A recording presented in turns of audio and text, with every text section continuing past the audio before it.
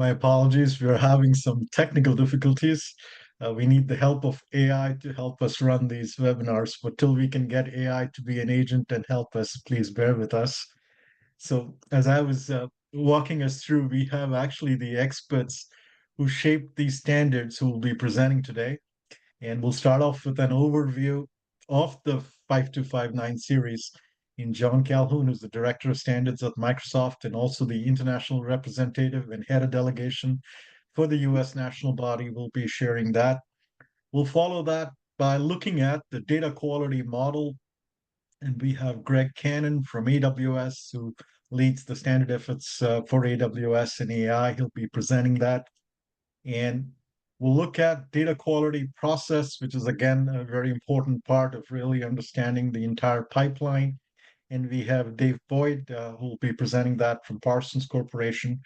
And we'll look at using visualizations for data quality. And Dr. Stephen Kwan from San Jose State University will be sharing that part of the presentation. In the last two are extremely important because we've already done a webinar on 42001 and its crosswalk with NIST AI RMF. And these are actually being very important for the industry today. So we're going to do the session ending with how you would use the 5259 series with the 42001 as well as with the NIST AI RMF. And we're going to have Valerie Pillard from Intel who will be sharing the 42001 and back to John about the using it with the NIST AI RMF. So we have a packed agenda. We'll start with our first speaker, and that would be John Calhoun. Over to you, John. Okay, thank you. Let me share here.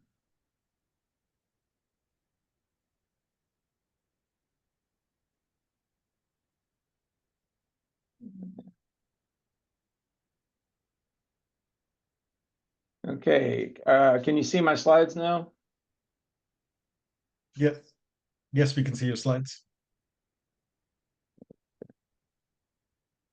Okay, I'm going to provide an overview of the 5259 series. There's 6 parts, plus we also have another standard on data lifecycle, and I'm just going to do a quick overview of each, and we'll be going into details on several of the parts during this webinar. So this is just to give you a feel for what's in this series. One of the things I want to start out with is a very important thing, and that's the definition of data quality. And it's recorded in 5259-1. And it's a characteristic of the data that the data meets the organization's data requirements for a specified context. And so this is there's a couple of important things in here, and you'll see this come up in discussions of the individual parts. Is that one a data set that meets requirements for one context or one application doesn't mean it meets requirements for everything else. So context is really important. And also there's a lot of confusion about organization in these standards and how that fits in with things like regulation or expectations or customer requirements and things like that. And ordinarily the organization's requirements will incorporate applicable regulatory requirements, customer requirements, things that are expected by society at large in a given context. So, when people talk about high data quality, low data quality, keep in mind that our definition is that it meets the data requirements, and those requirements may change across a life cycle of a project. In that, for example, in AI, if the system performs poorly, it may trace back to the data requirements were not set correctly, or they weren't met in actuality and need to be updated.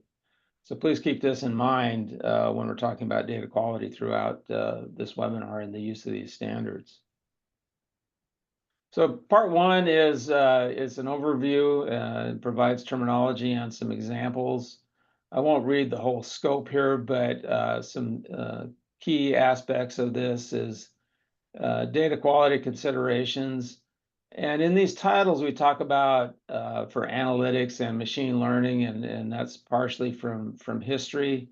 But of course, machine learning is sort of the key method for implementing AI systems today, including generative AI and things like that. So these standards are quite applicable to AI systems built out of machine learning, and there's a lot of argument that AI is an extension of data analytics anyway. So again, in this part, we have some things on considerations, a concept framework, some discussion of the life cycle, and some examples and scenarios of how to apply this set of standards. And the link is in here, and I can post that in the chat as well later on. And -2 is where a lot of the really important implementable parts of this series are. In particular, it provides information on building a data quality model based on your data quality requirements. And then the data quality model is built out of data quality characteristics and data quality measures. We'll show how to implement the quality model and the measures, some things about quality reporting, and design and documentation of a measurement function. 5259, excuse me, is extensible. So if you come up with new, in particular, data quality measures for your particular context, we'll show you how to do that, so how it fits in with the rest of the data quality measures. It's also important to understand that this standard builds off of ISOIEC 52 or 24024, I believe it is, and 24012, and also ISO 8000, which is a long-standing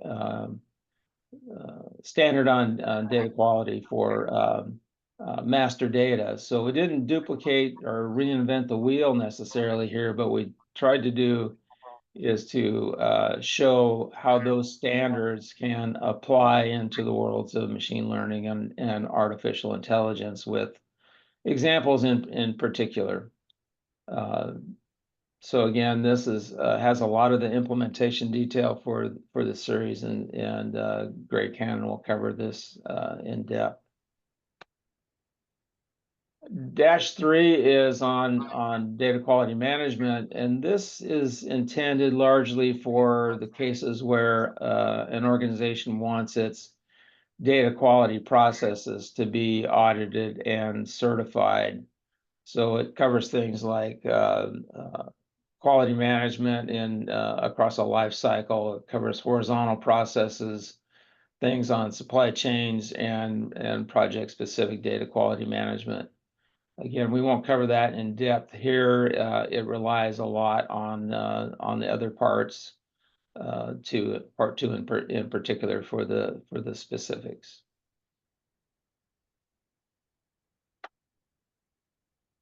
-4 is the process framework. This may seem a little bit out of order, but you'll definitely, if you're going to use part 2 or the other parts, you'll definitely want to review this one.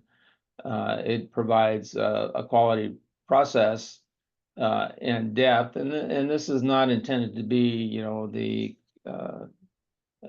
the end-all be-all of processes, but gives you a framework on which to build for your particular organization and context. It does cover some things on data labeling, and also a bit on roles in the data quality process. And -5, we're not going to cover this one in depth either. This one talks about data quality governance framework. And again, it's something that you can build on. So it talks about context of the organization, in particular, responsibilities of the governing body and responsibilities of management. In the world of ISO, governance is very much about policy and top management, and actual management is more about processes. So this one is a good read. It does build on other ISO/IEC governance standards like 38507, governance of AI systems, but it pertains specifically to data quality.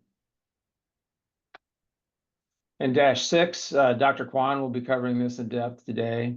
This is how to use visualizations relative to the data quality characteristics and measures. So he provides a visualization framework and how to visualize dataset properties and data quality measures, and also how to use visualizations to determine or show how your data set meets your organization's requirements for data quality. So this is a very useful thing for really taking a look to see if you're meeting your targets. And so that's the series as it is today. We don't know if there'll be additional parts in the future or not. And currently, most of these are available on the ISO side. I believe 5259-2 is entering its final stages to get published, so it will be available imminently on for sale on the ISO site. I think that covers that. So Rahit, back to you. Thank you, John. Our next speaker is Greg, and he's going to talk about building the data quality model. Over to you, Greg.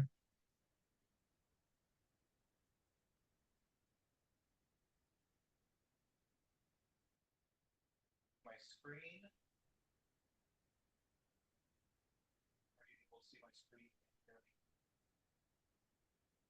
Yes, Greg, but you're please very don't. faint.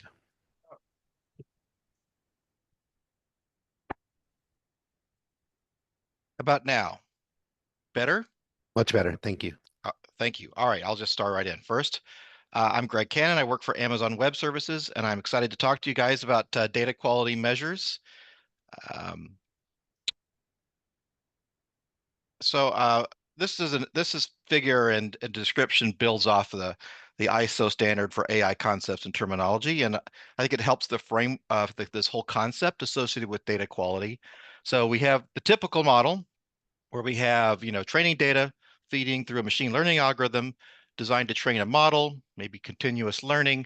And the whole goal is that that training data would then, create that model that is likely to do a good job on operational data, production data, such that their outputs like predictions, actions, recommendations, or decisions are going to be useful and reliable and accurate and fair. And I think, one of the key things about this diagram for me is the very top part where it says there's human design choices in engineering. And it really is true. There's humans deciding what the training data is or the parameters for the machine learning. And those engineering design decisions are kind of the key areas of responsibility. And they're aspects associated with whether or not the AI that's actually produced is going to be any good.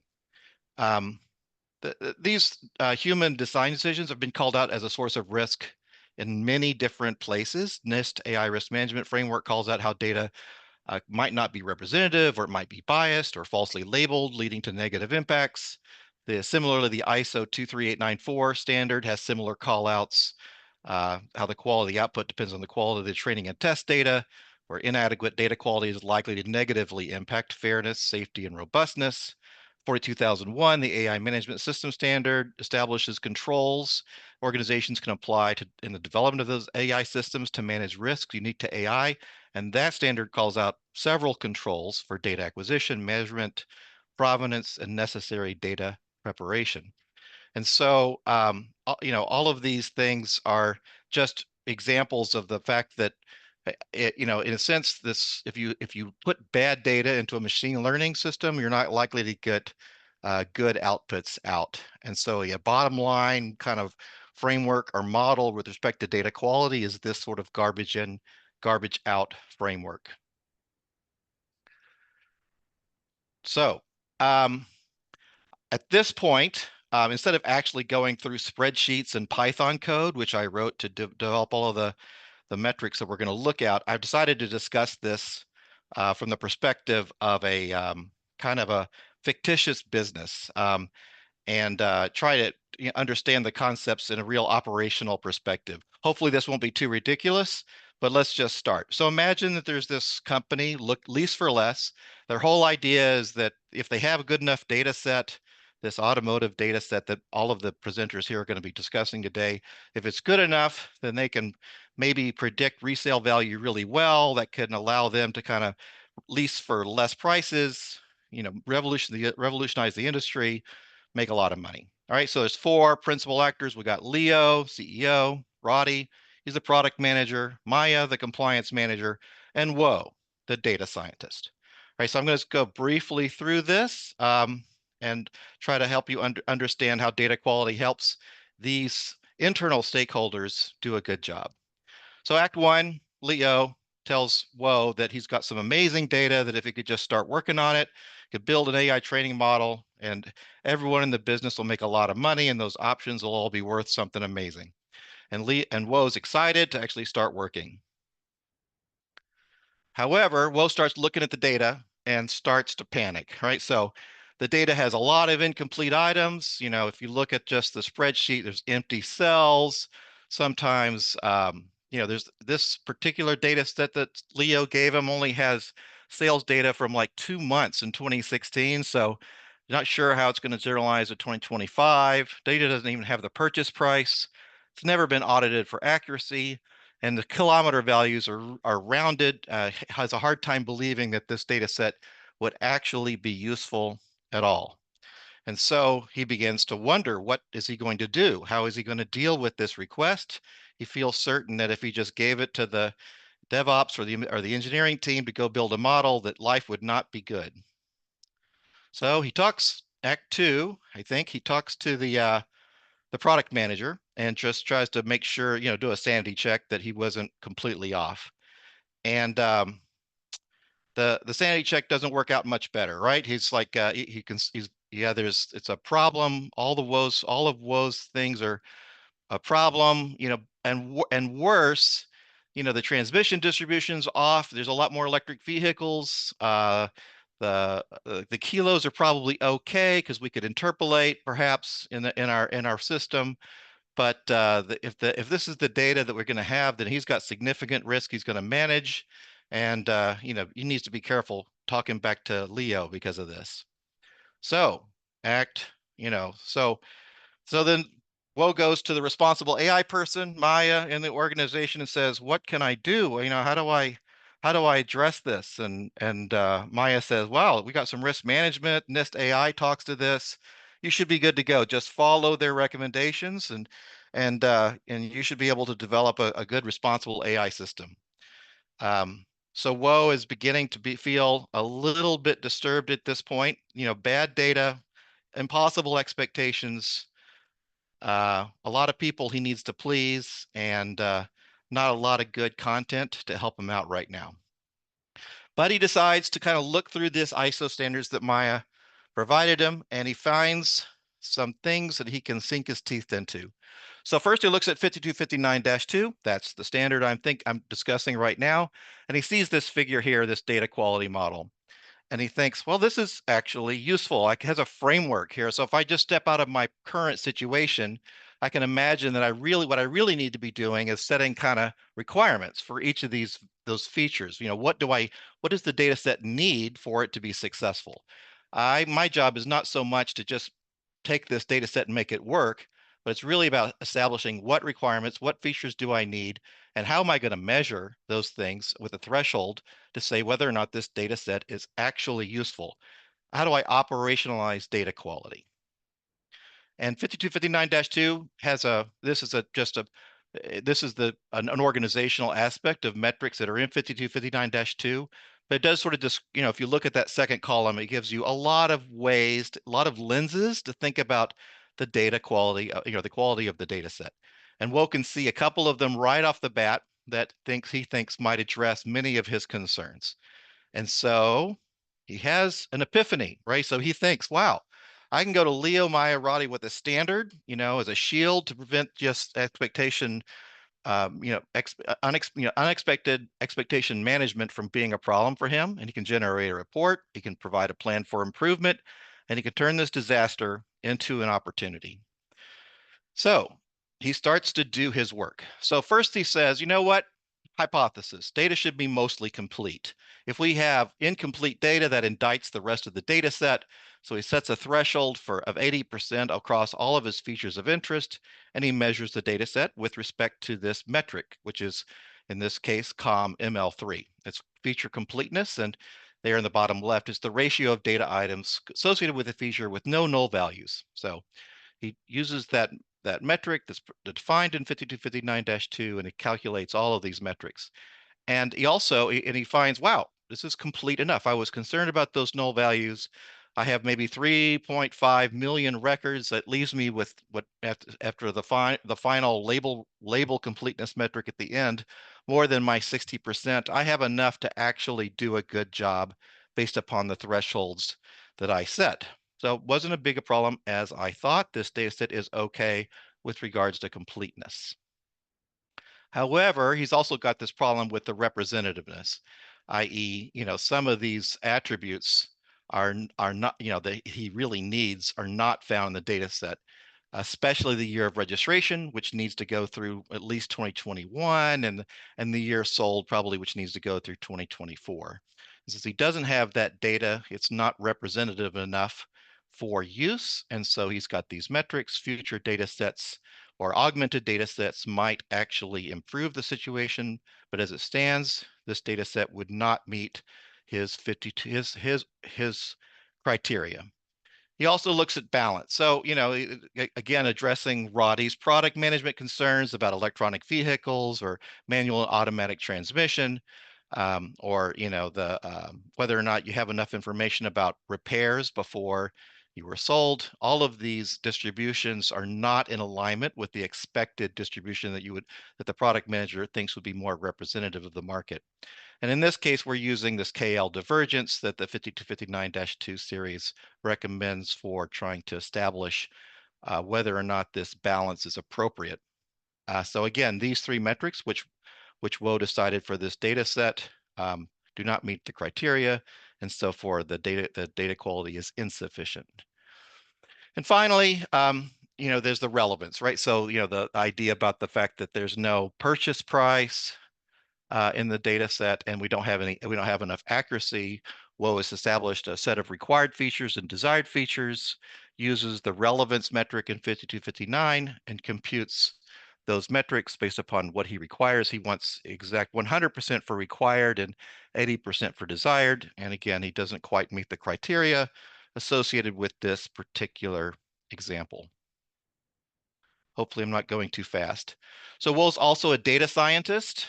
So he's also evaluating the data set based upon some hypotheses, just that makes sense to him, but he doesn't have a threshold yet. So basically the idea is to start measuring this across all these data sets, kind of correlate them with the actual accuracy and fairness that are a result of the output training, and see if in the future these metrics help to further qualify and improve the data supply process. And so he's looking at label richness, samples tightness, and the sample interdependency. And so the plan is he's going to measure this on every data set going forward, and then maybe one day actually decide to make it a criteria. So Act 4, or Act 3, I guess, he presents this report of all those metrics, and people are pleased, right? So on the one side, Roddy is the product manager is very happy. He's got risk managed. He's found a lot of potential suppliers, and now he can use this automated data quality assessment on all those sets, and to try to and also push the burden on the supply chain. He can provide this standardized data set, give them the metrics, and try to reduce costs for supply chain and improve quality for his product. The Maya is very happy. Responsible AI and governance is progressing. She can update her policy, and Leo's excited because he can see a path towards compliance with 42001 and all those controls in the data quality series, and earn some trust, maybe even being able to meet the needs of some regulated customers. So standards. So I think this is a pretty typical use case associated with how data science often is done, right? You often get data that you're not sure what is good enough. You want to be able to say it's not good enough, but you don't exactly know what that means. 5259 sort of informs stakeholders about what appropriate data quality is and allows organizational deference associated with what thresholds to use. And it's also a baseline for innovation. You can create other data metrics that are more appropriate for your use case or more appropriate for a business. There's a lot of advantages, but I'm just going to speak to, in a sense, it reminds me of a lot of just values of standards. So first, by adoption of this international industry standard, Less for Lease has reduced its engineering costs and its time to market. The standardized data quality metrics probably is available in a tool, maybe open source, easy to utilize, easy to adopt. And it's a good platform to innovate from. And it drives continuous improvement in the accuracy and effectiveness of the AI that will drive its business. Suppliers don't have to waste money driving towards a proprietary quality control system, one for each AI developer. And international standards enable international supply chains. We have now a stronger, more robust supply chains with simpler contracts for suppliers, directly impact cost of goods, margin, shareholder value. And customers can use a shared responsibility model for responsible AI, building off these standards, and international standards can drive scale to a global set of customers. And finally, we have simple, less risky 42001 certification, as 42001 describes controls, data quality controls that you should implement. If you implement an ISO standard for 5259 that implements those controls, makes it a lot easier for global regulators to leverage and ensure responsible AI for high-risk use cases. And that's all I have. I don't know if we open up for questions now or whether I should just hand it back off to you, Rohit. So we'll do questions at the end, though. For the participants, you can also ask questions in the Q&A tool, and we will answer those live. So feel free to put your questions there, and we'll open up to questions at the end of the webinar. Thank you, Greg, for presenting and also presenting in such a creative fashion. Really appreciate it. Our next presenter is Dave Boyd. Dave is also the convener of the data working group, so we're really privileged to have him here. And Dave is going to talk about data quality process. Over to you, Dave.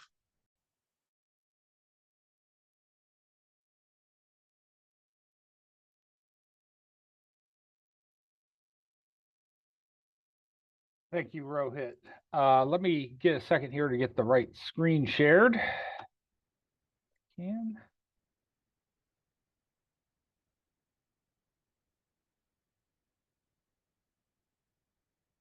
Okay.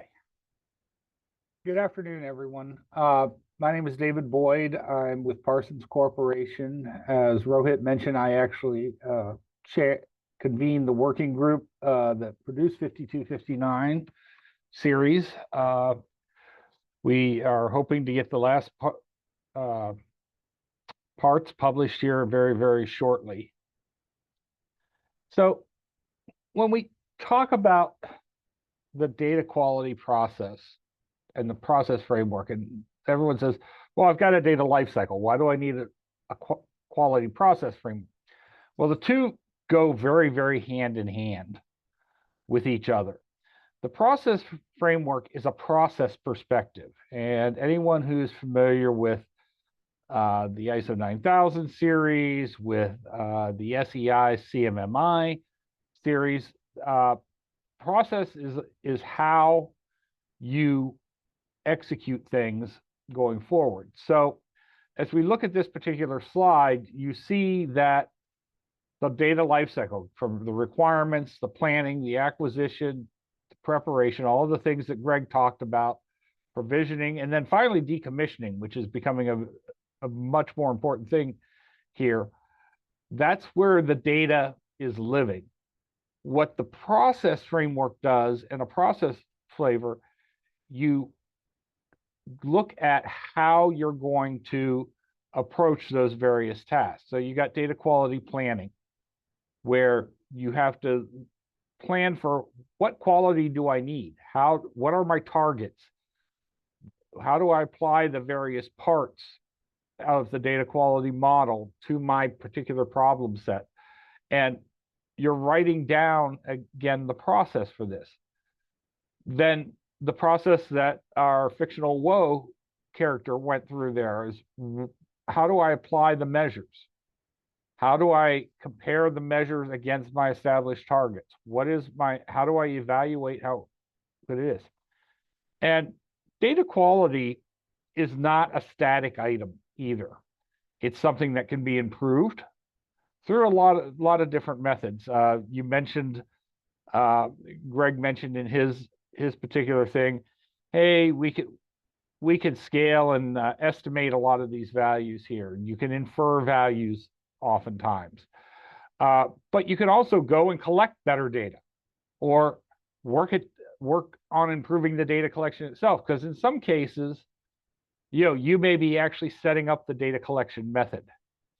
And it's also how you measure things.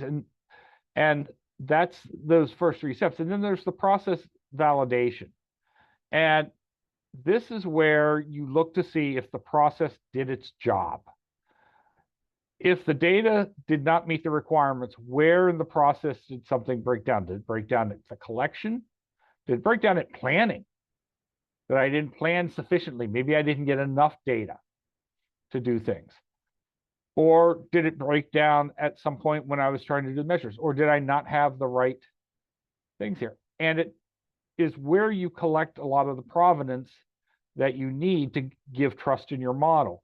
There's a big thing now about trustworthy AI. And if you look at all the things with the big folks who are producing the LLMs and the foundational models, everyone says, well, what data did you train this on? And some are being very open about it. Others are being very closed about it. But understanding where the data came from, how it was collected, how it was prepared, how it was used is very critical to doing these things. And what comes out of the process is artifacts. And this is the thing, we've mentioned 42001 and how 5359 can ease that audit pressure. It's those artifacts that go into that the auditor is going to look for. Do I have an overall strategy for data quality? And that strategy may be at an organizational level, it may be at a specific program level. Do I have a plan for how I'm going to achieve data quality? That tends to be very much program specific. How am I going to get better data? Here, I'm going to go collect it myself. I'll set up my own collection things. Are my requirements well defined? Are they clear, unambiguous? Anyone who's worked systems development knows that clear and unambiguous requirements are critical to a successful system. And then I've get all my quality work products out, and I've provided feedback on improving the overall processes going forward. And sometimes these processes are what are needed to be defined, and these outputs to make sure you can get approval for this, especially in cases where there is risk associated with the ML project.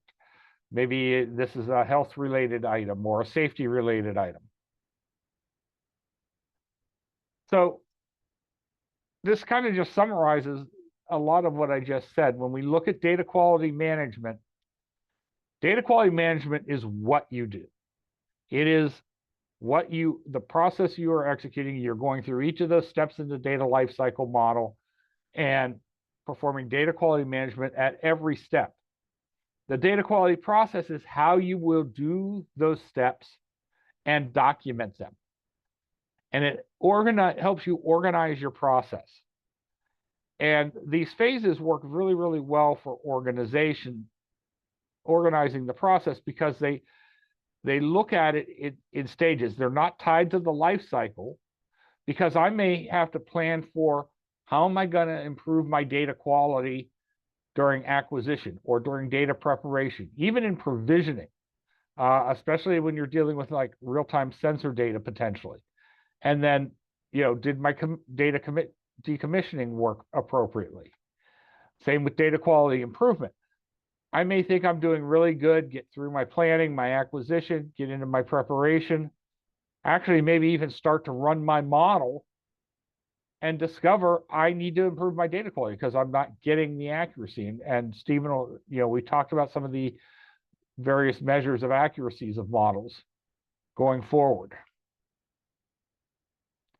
So why do you need a data quality process? And notice I said you need a data quality process, not a data quality process framework. The framework gives you a guide to setting up your data quality process. But like anything else, you need a strong process piece to do things. So it ensures data quality. It helps your organization manage it, make sure that you're meeting specifications, and it covers the life cycle. So you know that when I get to the end of this effort, I know that my data was appropriate to my project and met the quality requirements that I set for my project. It helps provide structure to data management. Data management is a very, very difficult problem, especially with the large numbers and volumes of data that we deal with today. And so defining good processes helps keep everyone following a very similar structured approach. On a very large project, you might have multiple people supporting data collection, multiple groups even within an organization. Maybe I'm bringing in data from 2 different parts of the organization. The process there will help you organize that collection aspect. It also makes sure that everything is aligned to your organizational requirements. And this is everything from security and privacy to fairness and ethics. But everything in the end for these processes are driven, if you notice, go back to the requirements. I have to set my requirements. Maybe I have specific requirements for privacy that I have to handle. Well, there's personal data in the raw data that I'm collecting.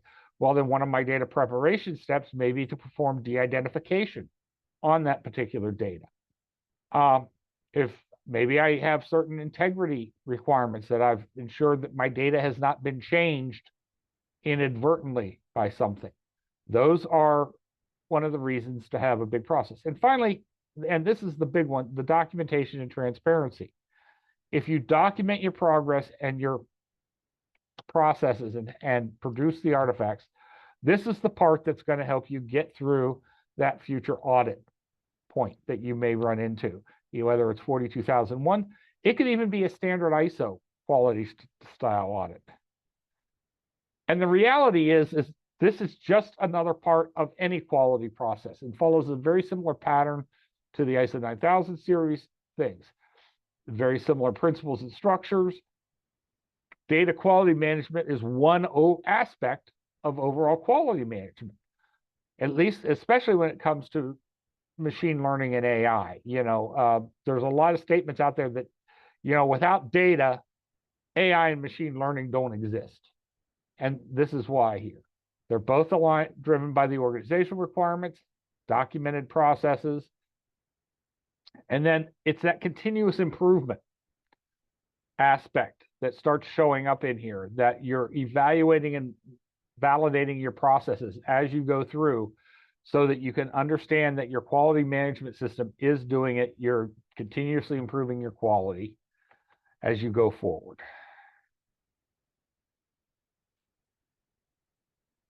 The other thing that I've mentioned, and you see again, and this is just, I'm kind of foot stomping this a little bit, is it supports the entire data lifecycle.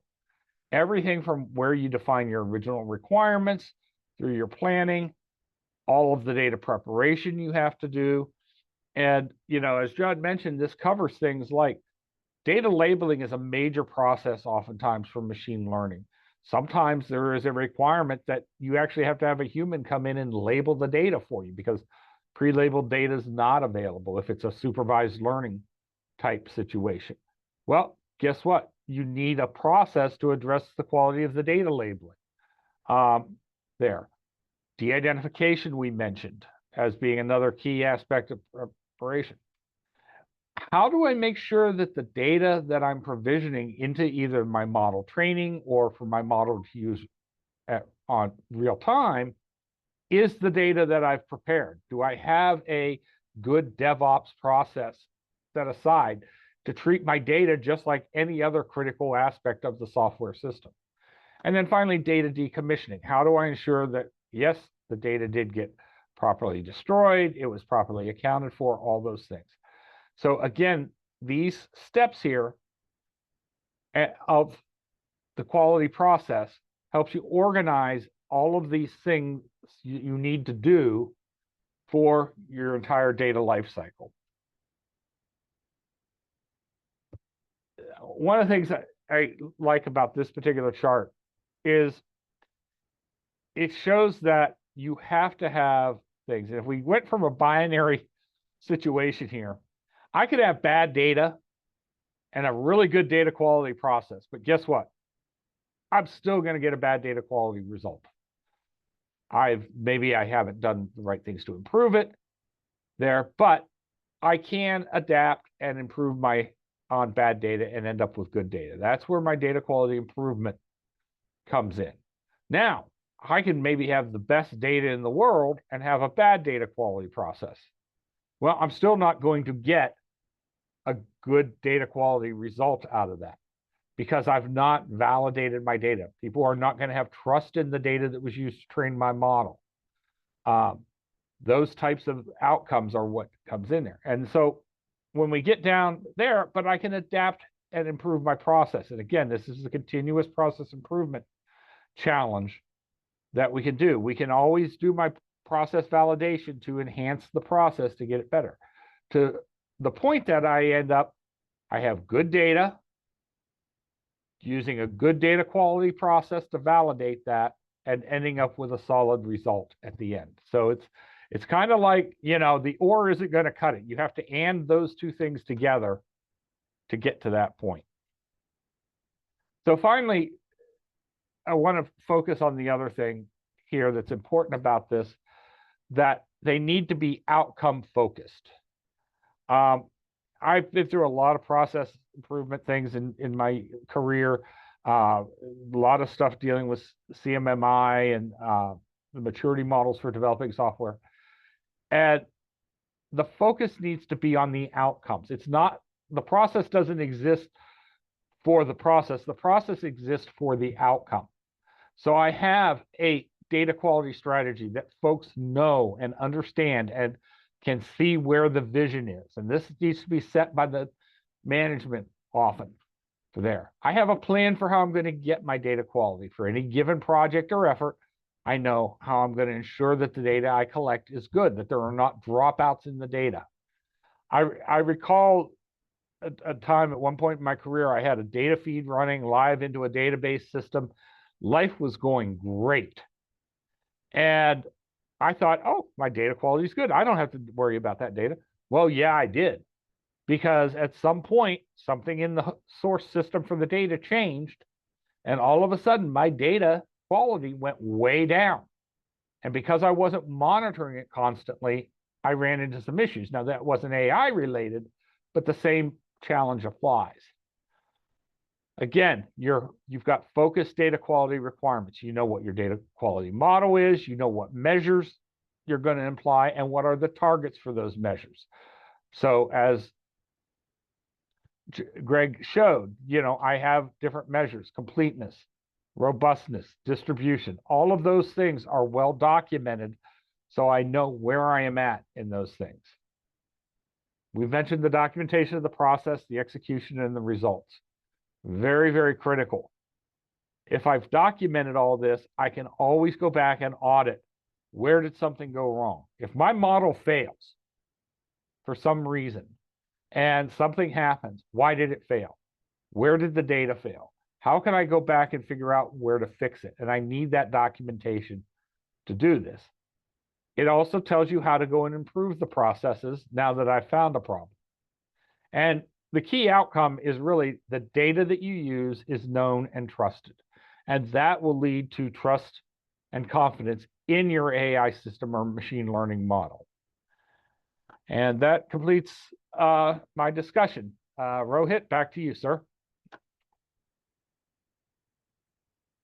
Thank you, Dave. And our next presenter is Dr. Stephen Kwan. Dr. Stephen Kwan is from San Jose State University. He's been with the INSIT's AI committee from the inception and has played a key role in shaping these standards. Over to you, Dr. Kwan. Thank you. Can you see my screen now? Yes. Okay, thank you, Rohit.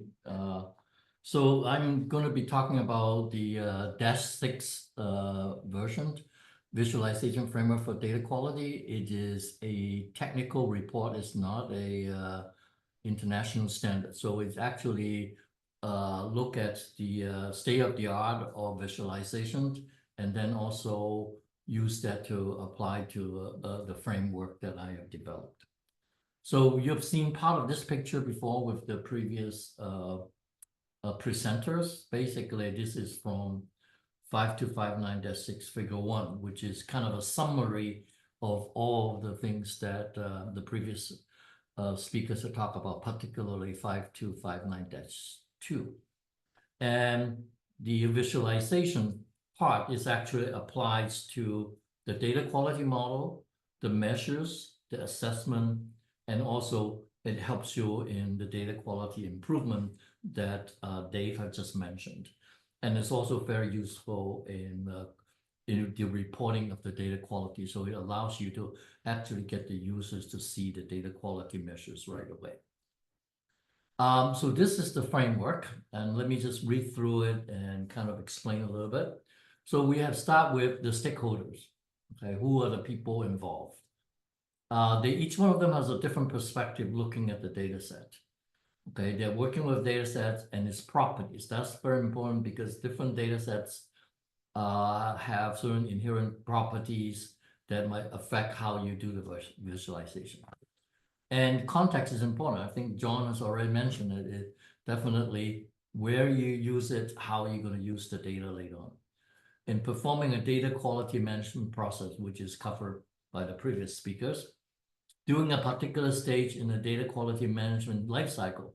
So again, the previous speaker talked about the data management lifecycle all the way to data decommissioning and so on.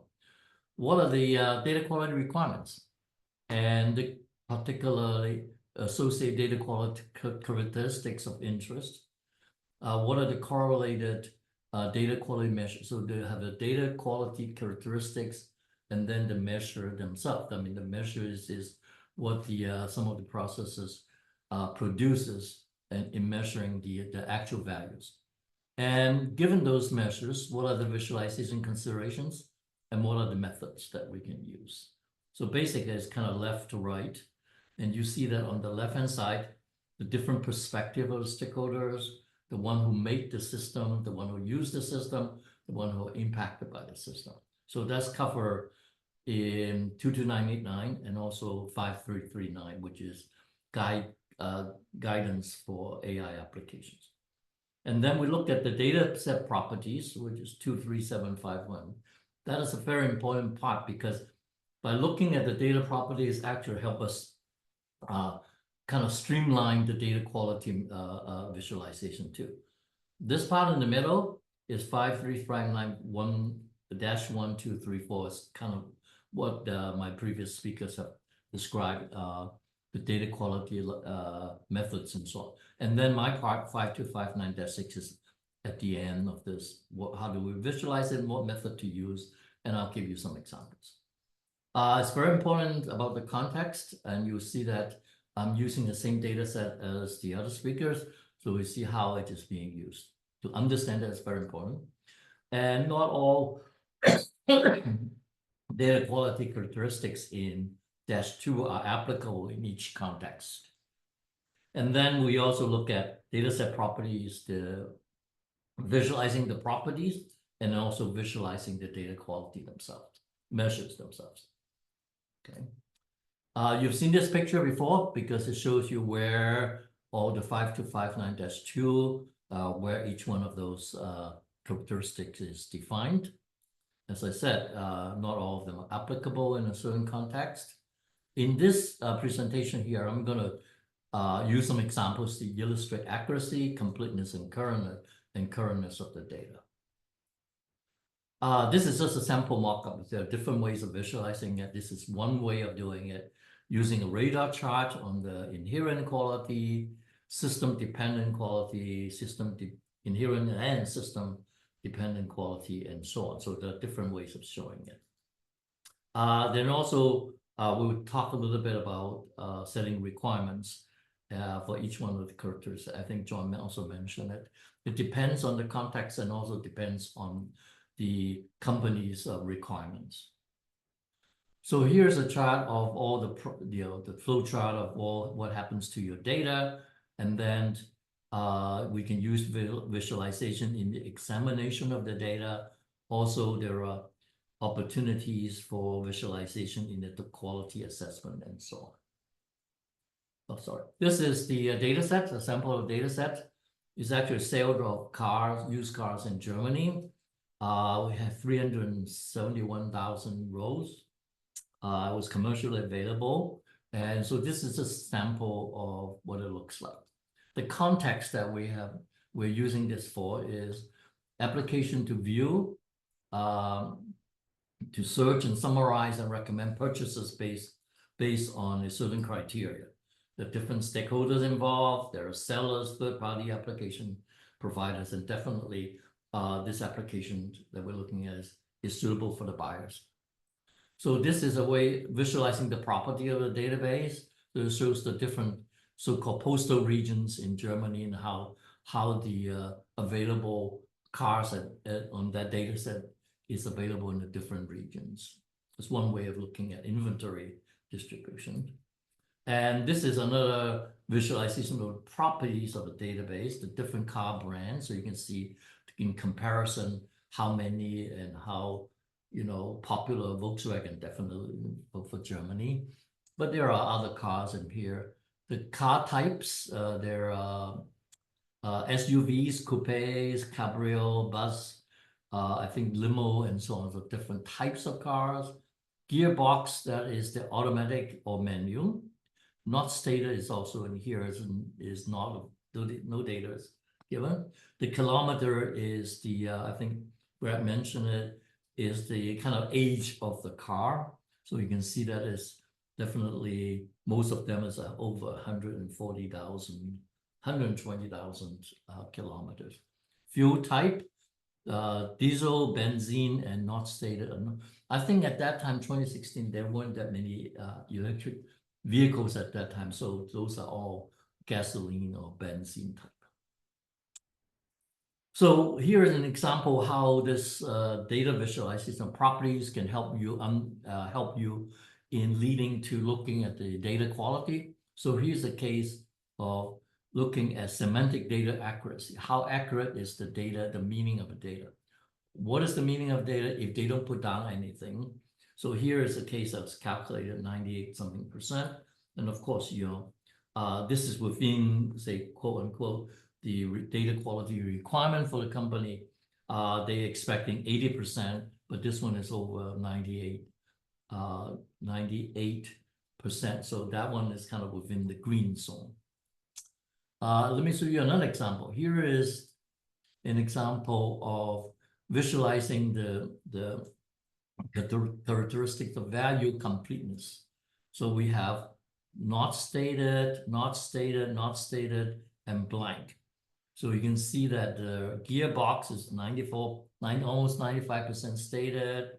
Fuel type, vehicle type, they are all very much in the 89-something%. And here the requirement is 80%. So everything is above that. I think Greg mentioned that also. Next step here is let's look at another data quality measure, accuracy. So this is what they call risk of data set inaccuracy. This is one of the different accuracy measures, data quality measures. So here is an example. I just print out some of the data. Obviously, you see that this is 21 trillion euros. That's basically, you can see that some of this are pretty much errors or mistype and things like that. Those are the kind of cars they're selling, used cars. Let's see what it. So basically, I look at the data and the range of prices. A lot of outliers. Most of the cars are kind of in this range right down here. So given that, we know that there are lots of problems with the data. There are 10,000 zero entries, one blank, 85 entries that's greater than 999,000 euros. Those are very, obviously there are errors, or there are actually many other suspicious entries.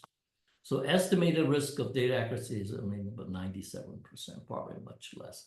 So this is one way of visualizing the data and helping you understand what are some of the data quality problems in it. So definitely this is a database, the data set that needs cleansing and scrubbing to improve data quality. I think Dave mentioned this data quality improvement process is part of the whole cycle.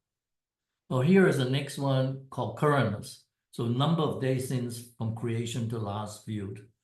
Okay, and the company said, well, hopefully we'll keep the inventory for looking at inventory less than or equal to 100 days. Anything beyond that is kind of sitting there not being looked at and so on. So we look at this and there are some very high numbers here. Either they're bad data of out of range or just outliers. So this is a way of, shall we say, helping you see the data and then helping you ask the questions that can help you later on in the improvement process to get this data in a better shape. So finally, you can see that given the framework, I have listed the slides from this presentation that are related to all of this. From slides, all of the slides are related to this, and of course, I show you the examples. Finally, the conclusion is that this TR, technical report, will probably be published by the end of this year, or at least submitted for publication. It's a very practical companion to the rest of the 5259 series, particularly 5259-2. Thank you very much. Rohit, back to you. Thank you, Dr. Kwan. Our next speaker is Valerie Pilot from Intel, and she's going to talk about how to use 5259 with 42001.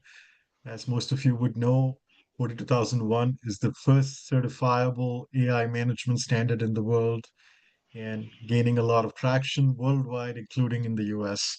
Over to you, Valerie. All right, thank you, Rohit. Let me make sure I get the sharing going properly here. So we're going to switch our lens a little bit. And in this section of our webinar, we're going to focus on the interplay between the 5259 series and two specific standards, namely the AI Management System Standard 42001 and the AI System Impact Assessment Standard 42005. Now, our goal here is really threefold. Hello, Valerie. We can't see your slides yet if you started sharing. Cannot. Okay. No. All right. Thank you. Let's try again. It did not take, and it should work this time around, right, Rohit? Yes, it's working. Thank you. Thank you so much. Appreciate that. All right. So the three goals we have for this section is to help navigate these standards, number one. Number two, offer previews of how they read, what they're talking about. And number three, provide or offer some tips and ideas to get the impact assessment going as related to data quality. So hopefully things that would help Wo, the data scientist, and Mia, the compliance entity, for example. Now, the sheer number of ISO/IEC AI standards might look daunting, but maybe a better approach is to look at these standards and these documents as augmenting one another. Keep in mind, ISO/IEC has taken care to use across these documents a common terminology that's been adopted internationally, but also, as the previous presenters were highlighting, consistent approaches and consistent frameworks. For example, in our particular case, we can look at particular standards to be underlying foundations, like the life cycle standards, maybe the AI system life cycle or model life cycle, or as Dave walked us extensively through, the data life cycle. But in other cases, we actually have intersects. And so, for example, if we're looking at data quality considerations in 42001 and 42005, we can turn to Part 3 and these clauses here. Excuse me, we can turn to clause 6.4 for 42005 and these annexes. And vice versa, if we're looking for management system considerations in 5259, we can turn to Part 3 and these clauses. In terms of risk management, impact assessment being a specific set of activities under risk management, we can look at these clauses. So that's one way to handle these documents. But let's go a little deeper in these intersects. Let's start with this one, actually, 42001 versus 5259.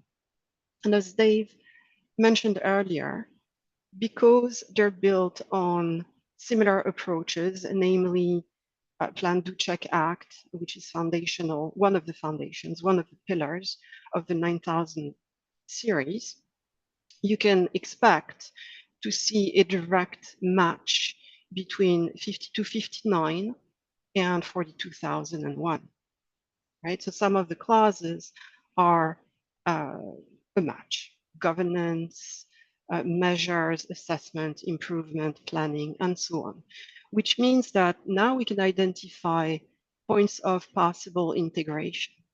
And by integration, it could be in the form of a separate data quality set of processes and framework under the umbrella of 42001, or the organization could decide to add specific steps for data quality, specific steps, specific controls, records in the 42001 processes and directly in that framework. So entirely up to the organization. Now, how does 5259 actually talk about quality management and management system? Well, just as we said, very consistently, you're going to see the exact same wording considerations you would expect in any management system standard under ISO/IEC. So we're going to talk about audits, of course. We're going to talk about achieving a satisfaction of relevant stakeholders, managing quality, managing performance. Again, very consistent. I decided to pick, for illustration, specifically the data quality issues clause. Just like any other issue clause in a management system standard, you're going to get requirements, shall requirements for processes, communication, evaluation, closed loop resolution, documentation, escalation. Okay. Now let's look at the other side of that intersect, and let's look at how 42001 actually talks about data quality. This is something that the previous presenters also touched on, but for illustration purposes, as Annex A, Section 7 really covers data for AI systems in 42001, we're going to focus on acquisition of data more specifically. By the way, as a side note, that might be a useful tip actually when looking at or going through ISO/IEC documents and standards. Try not to skip the annexes. In a number of cases, the annexes actually provide more than just educational value. They provide examples, they provide guidance, and aspects that are really leading towards more of the practical side of implementation than sometimes the main clauses. All right, so to go back to our example of acquisition of data, this is what we're going to see essentially in these annexes. The need, more or less, for, and the requirement for putting together the proper process. But Annex B, as you can see here, provides more detail and detail that can be leveraged in the implementation. So let's look at a couple of examples with the understanding that any time a list is offered in an ISO/IEC AI standard, either in the form of bullets or numbered bullets, it's never meant, usually not meant, to be exhaustive, but it's trying to be as diverse and illustrative enough to provide really strong starting points for an organization. So in our particular case here, for acquisition, we have to consider, for example, quantity of data needed. Of course, the data sources, right? They could be internal, they could be external, it could be synthetic data, different types of data, various characteristics, obviously, including representativeness, diversity, consideration for the impact of bias, privacy, and provenance of the data. So that's on the 42001 side. Now let's toggle back to 5259 and see how, in particular, Part 3 handles data acquisition and what guidance it provides on data acquisition. And in this case, we're going to go even further down our zoom in exercise, and we're going to look specifically at the data collection aspect of acquisition. And you will see in this list consistency, alignment, as well as augmentation. Look, now we're also adding as a shall requirement the developing and defining the reasons for the collection of new data, the methods of the collection, for example, use of sensors, what sensors, managed how. As Dave had mentioned, we have to have strong specifications, and as part of the specification, of course, we want to see operational conditions. There's considerations for error detection, mitigation. There's consideration throughout for skills and resources. Keep in mind, in 42001, like any management system standard, there's actually a specific clause on competency and resources. So another example of alignment and augmentation. Now shifting to 42005 and the impact assessment considerations, data is part of, or is covered, I should say, by clause 6.4. Same thing, we're going to find alignment, consistency, and some augmentation. So in 6.4, there's the realization that in order to do a proper impact assessment on data quality, there has to be obviously a really good and deep understanding of data in the first place, right? And so information related to data has to be comprehensive, has to cover, but not only, quality, governance, security, and privacy, And the clause provides a sample of considerations. Availability of data information for potential human review. Now we're touching on human oversight, all right? Which leads us to considerations for storage. Storage how? For how long? Where? Secured how?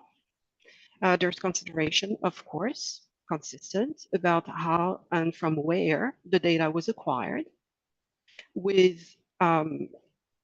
legal compliance in tow, ethical principles in tow, quantity of data. We saw that earlier, right? In previous content we looked at. Provenance of the data sets.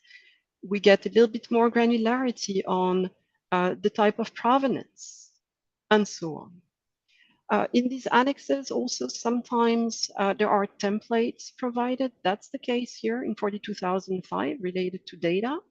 And so an organization could decide to leverage some of the information here regarding data collected by the organization and feed that into its model cards or service cards or other types of method adopted by the organization to satisfy the transparency requirements, for example.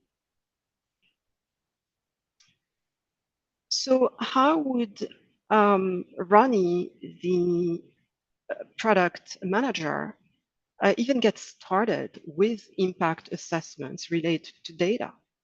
Well, one approach could be to leverage the table you've already seen a couple of times today, and literally take every single one of the applicable quality characteristics applicable to the particular project and look at the impact they have. Impact to what? Well, that's where 42005 can actually provide guidance through its various clauses. So we could look at the impact to the intended use cases.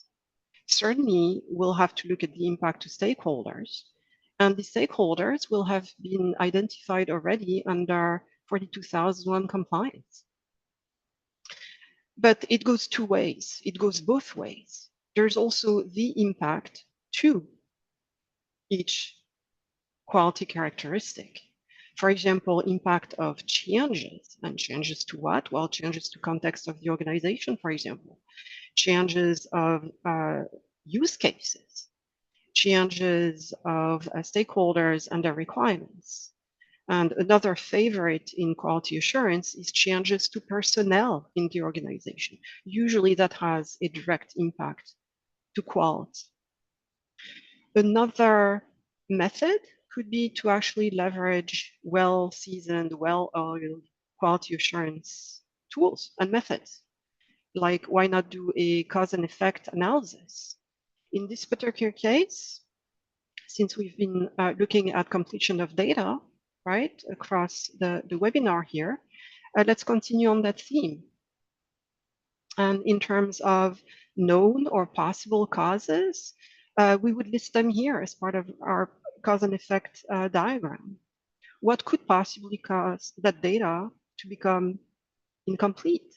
Well, maybe we have some of our sensors failing or not calibrated properly, and they're sending out data with missing parts or missing portions.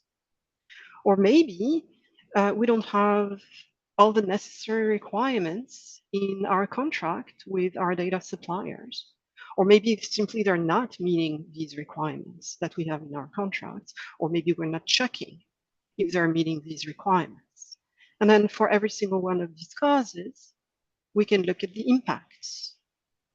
And the impacts can be varied.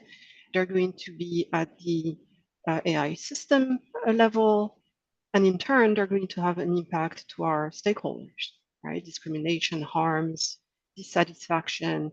In the worst cases, we might have some regulatory non-compliances, but not only.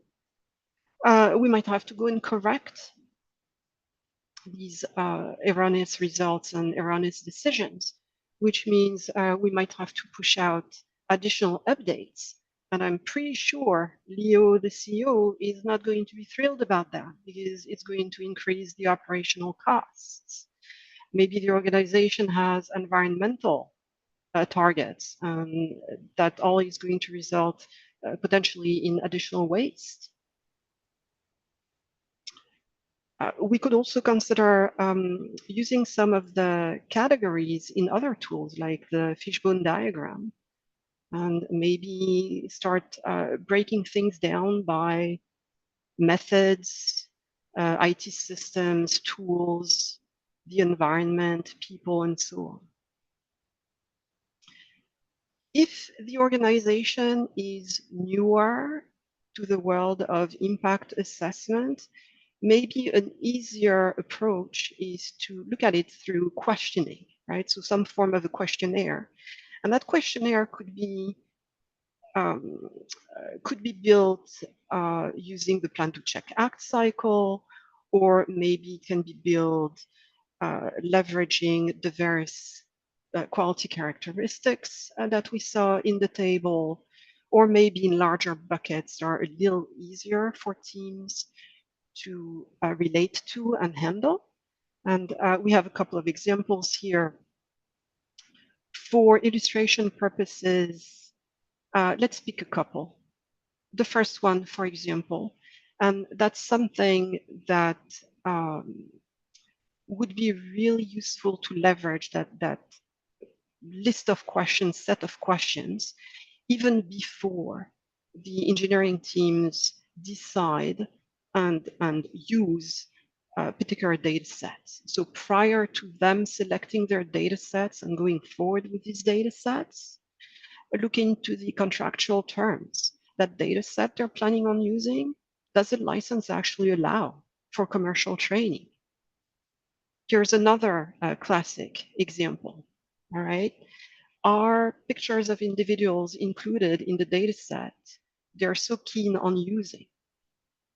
And if that's the case, well, are these pictures absolutely necessary for the particular use case that they're building the AI system for?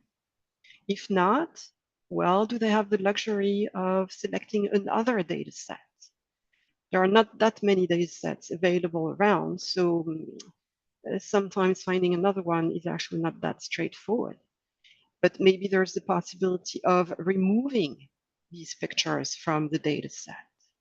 Maybe there's a possibility of modifying the use case to adapt better to the data set. But if these pictures of individuals are absolutely necessary, then as a minimum has consent for the regions and the geos that actually require it, has consent actually been obtained for every single one of them. Let's pick a third one, a third example, and Dave also touched on that. Let's talk about production data sets. Also a consideration to have early enough in the design, because that might impact the specification of the project and of the system. Are the production data sets going to be similar, consistent, aligned with the data sets that are planned for training, that are planned for validation, that are planned for testing? If not, well, that has a definite data quality impact and impact to the overall system. Are these production data sets going to evolve over time? Is there going to be a drift? Is the quality going to be managed of these production data sets, and how? So a couple of examples here that can drive the thought process and the brainstorming, again, especially when teams are newer. That's not going to constitute per se an impact assessment, but certainly can lead and provide awareness towards an impact assessment. So hopefully this would have been helpful to Mia and Wo. And on that, Rohit, back to you. Thank you, Valerie. And our last speaker is John, before we go into Q&A. And many of you may be familiar with the OMB guidance that came out last month around government purchase of AI and requirements perhaps that'll emerge in contracts in December of complying with the NIST AI RMF. And very timely, we have our last session around 5259 and how it can be used with the NIST AI RMF. Over to you, John. Yeah, thanks, Rohit. Valerie, you may still be sharing. There we go. And I would note that there is an unanswered question from Heidi on data lifecycle and generative AI. If some of the panelists want to take a look at that and maybe take a stab at answering that, and let me get going here.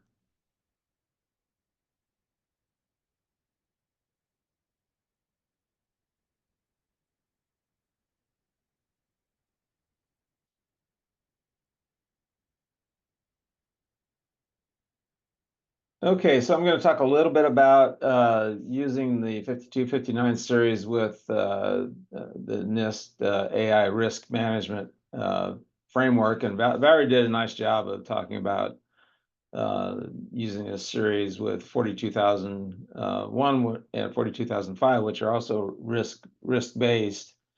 And we do have another webinar on how the NIST AI RMF and 42001 can be used together. And we do actually, NIST has a crosswalk between those two documents up on its website that helps you map the controls and requirements from 42001 over to the RMF. So all this does fit together. I'll say that I put this together fairly quickly.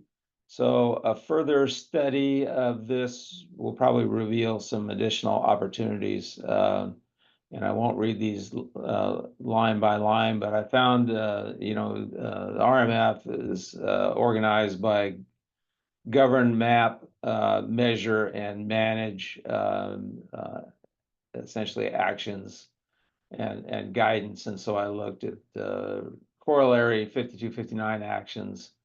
And apologies, I didn't put all the text in for the govern things, but it's not very hard to cross-correlate. So as I mentioned before, govern is a lot about policies and top management. The RMF govern has a little bit more scope to it. It also has a number of managed things into it and other roles than top management. But a lot of this is for govern and 5259 are aligning things in 5259 with the planning aspects in governing and the policy aspects. So things like the data quality process should align with the risk management process. And the assessment results need to meet the characteristics of trustworthy AI. Diversity of perspectives in the team, training for the actors in data quality, documenting the risks related to data quality, like Valerie talked about. And then also accounting for third parties. And it's quite common in AI systems that data or training data or maybe even production data is obtained from third parties. So it's important to extend all those requirements out to the third party and not take it at face value that they've done the right thing and the data that you're getting from them meets your requirements. And again, we'll publish these slides so you'll be able to see or be able to go back later on and do this correlation on your own and where you're using the RMF, see where you can use 5259 specifically. In terms of map, and there's a lot of map functions in the RMF, and a lot of mapping is about documenting things, in particular in this case about the data.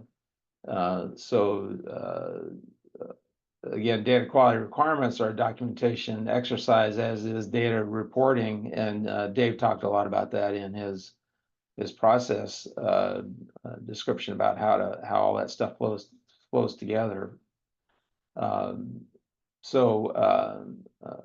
You know, requirements align up with intended uses and expected users of the system. And again, that's part of the whole context discussion. You know, it accounts for the very high level things, you know, the organization's mission, the goals of the system, the business value, and again, risk tolerance, you know, limitations,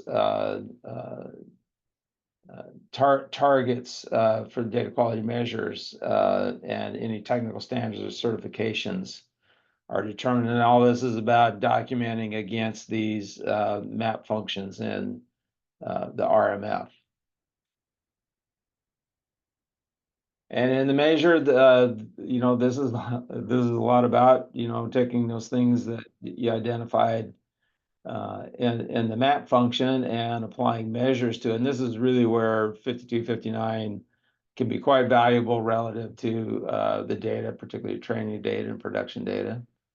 You know, things like documenting the data quality model, determining the appropriate quality measures based on your requirements and the data quality characteristics, you know, executing the measures, doing the reports, you know, assessing the data quality measures against your established targets, you know, validating the data quality process itself, like Dave talked about. And then also, again, where Dave talked about assessing data quality over the data life cycle. It's not a one and done sort of thing. And particularly if you're doing, you know, hopefully you're doing continuous monitoring of the overall performance of an AI system or machine learning model, and then going back and determining data quality's impact on that performance, particularly where it fails. So a lot of opportunities in 5259 for the measure functions of the AI RMF. And then manage, again, this is a lot about processes, where govern is a lot about policies, but there's a lot of mixture in the RMF between the two. You know, things like looking at improving data quality, again, like Dave talked about, where system failures are attributable to data quality and requirements are updated if necessary. And then things like decommissioning the data, third parties, again, you know, managing over the data life cycle, and producing those data quality reports for other people to consume, and also having a variety of stakeholders and perspectives looking at all this to make sure that important things are not being overlooked in all of these processes. So again, these will be published, so you'll have the opportunity to go back and look at this more in detail later on. And again, a closer study may reveal additional aspects of 5259 that can be applied to these RMF aspects. And that's all I have. Back to you, Rohit. Thank you, John. And now we'll open up for a Q&A segment. The questions that were asked in the Q&A tab have all been answered. So if you have any questions, you could raise your hand and we can go live. If you want to type them in, you can do that too, and I can read them out.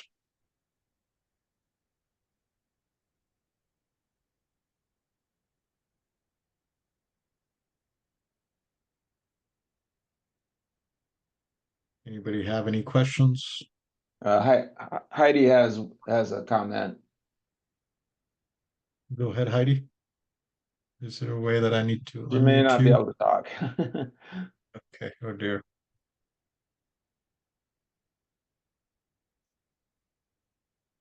But she was talking about the response on how does the data lifecycle apply to generative AI, and she said you could almost add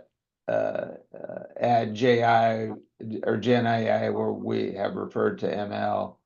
And I think I mentioned in the beginning, that machine learning is one way to do AI systems. Generative AI is a type of AI system. So yeah, I think this correlates pretty well. The odd duck maybe in generative AI is the prompts, where particularly for public facing things, where people are just where they're typing in prompts, and you don't have and refining those is kind of an iterative process, but at the end of the day, you'll take those fundamentally at face value, and then try and predict the next set of tokens based on that prompt. And then there's also even the accuracy of tokenizing those prompts is something that we're not real specific about. So one more question, I can read it out. It's from Charlie. I think perhaps Greg already answered it.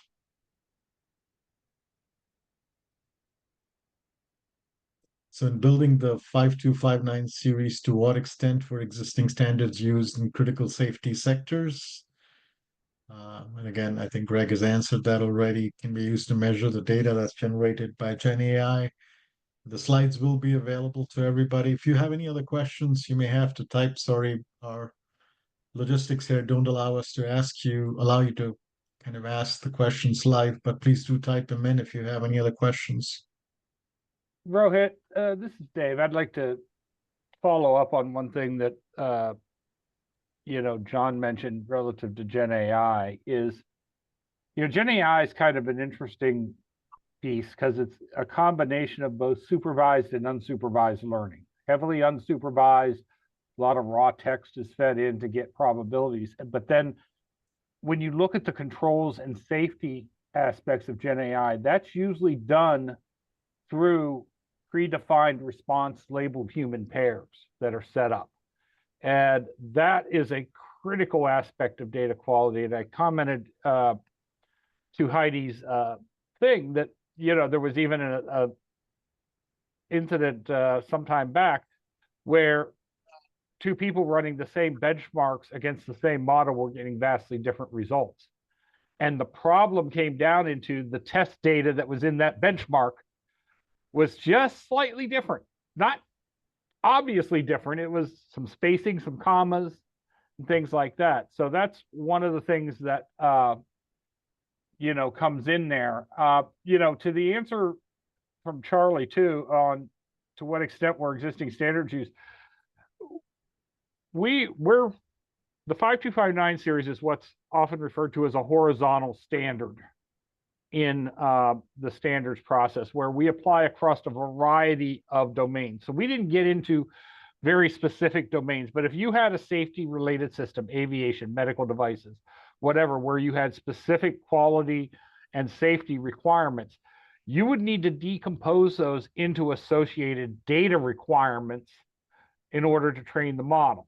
Now, some of the things, you'll have certain model requirements too. For instance, I need an F1 score of 99.5% or higher, or things like that. But those then need to be decomposed into that. So we don't get into the very specifics of these, but these are designed as guidance to let you identify what is needed for your specific domain. And that's where the process piece would come in. If I'm doing a safety-based system, and John mentioned, the AI risk management framework, what are the risks associated with it, and how do those drive my associated data quality requirements? Thank you. Thank you, Dave. Any other questions? And just to add to Dave's point around the challenges that generative AI does and the prompts changing how models respond, I think there is clearly a need for some benchmarks. And one of the things that happened in the last SC42 plenary, we did have a liaison arrangement with ML Commons, which has come up with a set of prompts, and it goes across toxicity to every kind of challenge that Gen AI models face. So you have a standard set of prompts and responses that are expected. So again, this is all very much evolving, and still, what's the best way to evaluate and look at responses is continuing to be an open issue. Okay, I don't see any other questions, so thank you all. Thank everybody, and we'll keep doing these. We'll soon have our next webinar in the next couple of months. Thank you. Thanks, everyone. Thank you. Thank you. Thank you. Thanks, everyone.